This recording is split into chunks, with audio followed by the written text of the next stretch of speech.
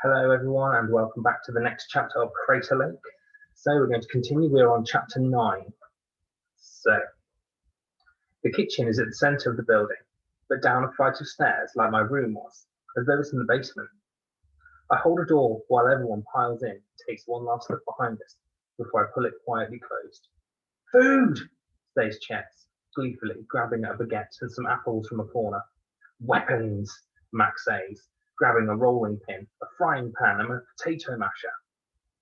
The rest of us do a perimeter of the room to find the fridge.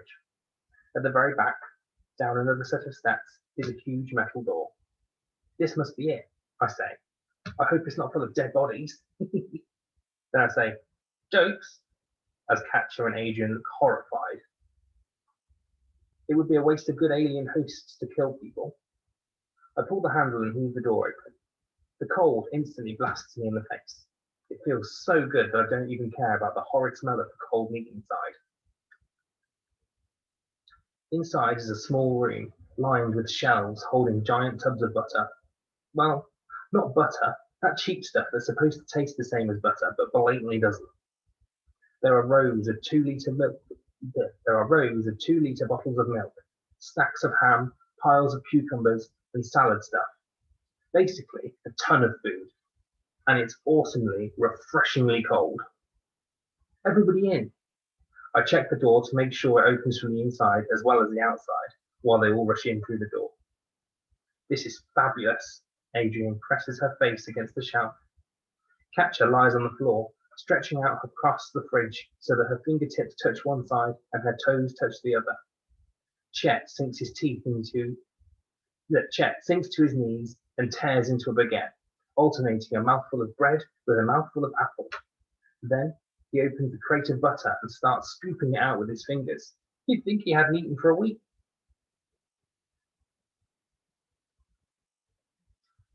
I open a bottle of milk and tip my head, taking a huge mouthful, which I quickly spit all over Mac.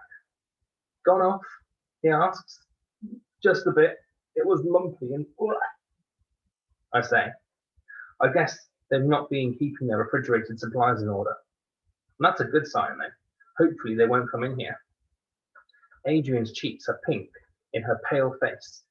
The light in here is bright and starky, so everyone's details are illuminated.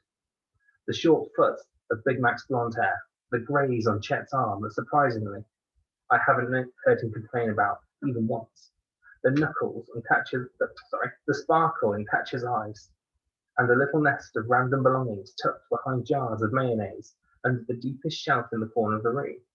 What's that? I say, walking over and moving the mail out of the way. It looks like we weren't the only people to think this would be a good place for hiding. There's a stack of papers, an iPad, and a dark red hoodie balled up in the back. I knew I'd need my hoodie. Chet grabs it and shakes it out, and a wallet falls out of the pocket. Katja picks it up and opens it, pulling out credit cards and a driving license. Oh gosh, she says. Look, it's Dale. We stare at the card she holds up. It's a National Union of Students, University of Nottingham ID card. Dale is smiling out at us, the same guy we saw earlier, on the road, just less bloody and mental. Do you really think we're safe here? Chet says. Things didn't go well for Dale. We're not safe anywhere, I say, but maybe we can find something amongst this lot that will help us. I wonder what happened to him, Katja asks. I hope he's all tucked up, safe in hospital, eating ice cream. Everybody takes a couple of pages from the mess and reads. We don't know how much time we have, so read as quickly as you can. Adrian, Katja, Mac and I grab some of the sheets from the pile. Some of them are ripped out of textbooks. Some of them have diagrams drawn all over them, but most of them have handwritten notes. Scribbles and things scrubbed out with a strange comment written at funny angles. The room goes quiet, except for the hum of the fridge and the sound of Chet crunching through the apple. There's a load of stuff about extraterrestrial matter, says Katja. That means things aren't from Earth, right? But what things exactly? Maybe the spores, I say. But how would they have got here if they're extraterrestrial? Oh, remember in that leaflet? It said that the crater we're in, where the lake was formed and the centre was built, was a crater when a meteor hit the Earth. Of course, Adrian was paying attention when Hock was reading the information leaflet to us. A meteor from space? Chet asks. So, what if the spores Hock mentioned were inside the meteor and were left behind in the crater when the meteor was cleared away? I'm getting excited as each piece of information fits with the next. Alien spores, Max says, with a grin on his face, looking around at us all. That's the coolest thing ever. I skimmed through the rest of the notebook page. It says that the spores are tiny, so small they can only be seen through a microscope. He must have managed to get a look at one, because he's drawn a picture. Everyone squints at the diagram I'm holding. It looks like a cross between a dandelion seed and an angry giant squid. And this page says that they thrive in super hot conditions, says Katja. They're called extremophiles, Max says. My parents make me watch loads of documentaries, so I know about this stuff. That seems a bit weird. Max's parents aren't even bothered whether he does his homework or not, but I guess they must value a different kind of education. Do you think that when they started building the centre, the digging and stuff freed the spores? Chet has finally put down his lunch/breakfast/ I don't really know what time it is today, or what meal, and picked up some of Dale's papers to look at. And there's a heat wave. It hasn't been this hot for 100 years or something, says Mac. It hasn't been this hot since records began, Adrian corrects him, and it hasn't rained in weeks. So, they like it hot and dry, I say, which works with what we've seen so far, them keeping away from anything cold and flipping heck, the dam! They're trying to stop the river from flowing down into the crater. The Tannoy system suddenly crackled on. Martin Mawson, their pupils. This is your assistant head speaking.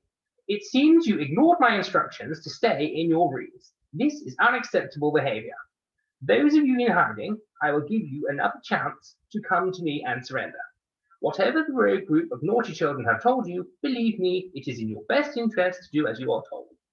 And if the rest of you running around the centre cause mischief, let there be no doubt. I am in control of Crater Lake, and I will make you comply with these wishes.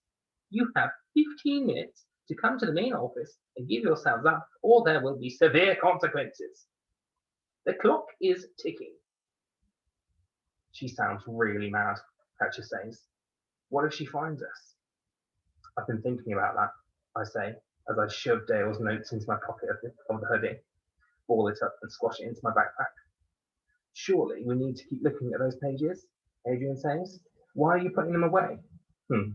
Because there's something else we need to do first, to try and slow down Hock and Digger. Do you remember where those security room is, Aid? Of course I do, she says. It's at the far end of the centre. Why? We need to do something about the security cameras. With them all functioning, she can track us too easily. If we turn them off, however, she will be blind.